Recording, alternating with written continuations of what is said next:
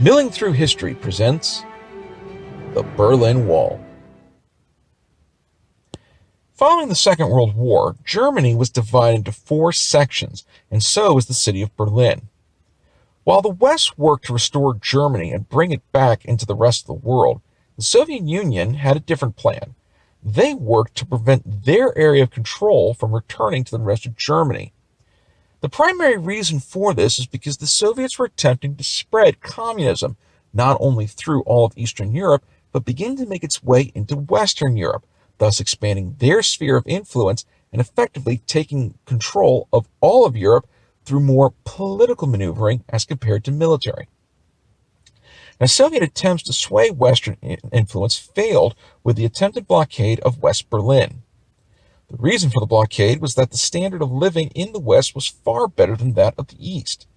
The mass exodus of people trying to get out of East Berlin and East Germany immediately led to the Soviet-controlled government to attempt to prevent people from leaving their areas of control.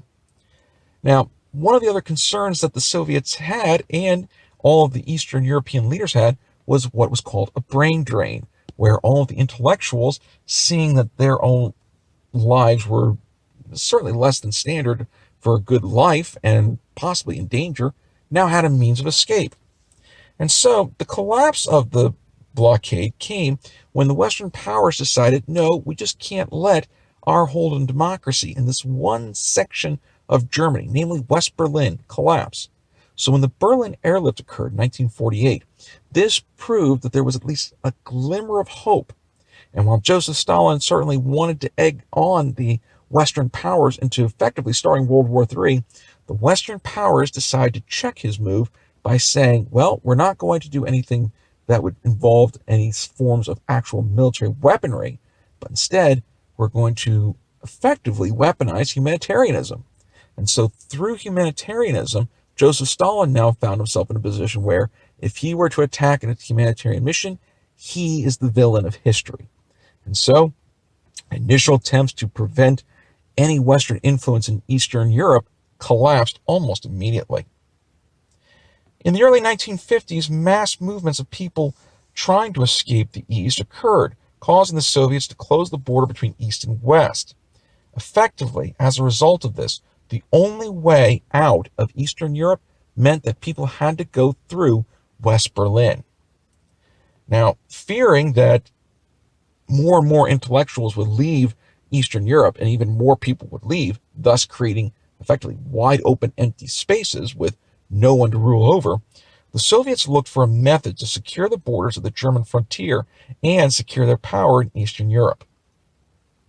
Ironically enough, though, it wouldn't be until the 1960s that the Soviets and the East Germans found an opportunity. On June 15, 1961, the East German government said that they would actually never build a wall to separate the East from the West. However, in a major miscalculation, it was John F. Kennedy who said that the United States would not actively oppose the building of a barrier between the East and the West. Immediately seizing upon this, the Soviets and East Germans chose to close the border on August 13, 1961. And with barbed wire initially put in place, the wall was never actually placed on West Berlin, but rather on Eastern German and Eastern Berlin territory. And so immediate construction of this wall began to occur. And suddenly, John F. Kennedy's gaffe in saying that, well, it'd be okay if they built something, proved to be a major political blunder. As the wall began to be constructed, West Germans protested and believed that the creation of the wall was in part the fault of the United States. Now, military concerns became heightened as Allied troops were stationed in West Berlin as a first line of defense. To further complicate matters, the wall became a Soviet problem due to guards being ordered to fire on anyone who tried to get over the wall and defect into West Berlin. During the time period of 1961 until about 1991, only 5,000 people were ever able to successfully defect over the wall, usually at great cost to the lives of those who helped them escape. And so, while the vast majority of people were forced to remain in the East, there were some people who were allowed to travel into West Berlin, assuming they had proper paperwork or privilege. By the 1980s, anti-wall sentiment grew increasing as a number of concerts were being held, which helped to foster the growth of keeping the youth supportive of the Eastern government. Now, the problem with trying to create concerts and bringing in these huge pop stars is that the pop stars would come in and they would very subtly say, well, we're not here to protest politics or anything like that, but we want everyone to be able to unite on different themes. And so suddenly, Eastern German youths thought, well, why can't I just, party with the folks on the other side of the wall? In addition to social change, political change also swept across Eastern Europe as economic conditions weakened the communist hold on the region politically. And the crack which began to break open the dam came when the border between Austria and Hungary became open. With one wide open gate occurring, Eastern Germans began to find ways to escape communist control, along with other people from Eastern Europe. On November the 9th, 1989, during a press conference, a mistake was made in announcing the changes in regulations which will allow for people wanting to leave East Berlin to West Berlin by saying that if anyone wanted to go from east to west, they could do it immediately, instead of giving it a couple more days so that guards could be prepared. As a result, word of this spread throughout East Berlin, and suddenly all the checkpoint stations where people could cross over from east to west were overwhelmed with people who wanted to cross over the border and get into West Berlin.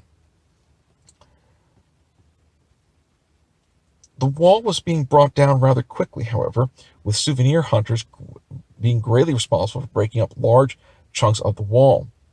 Now, as the people kept swarming the gates and souvenir hunters were coming in, people were bringing in hammers, sledgehammers, anything that could actually break open the wall.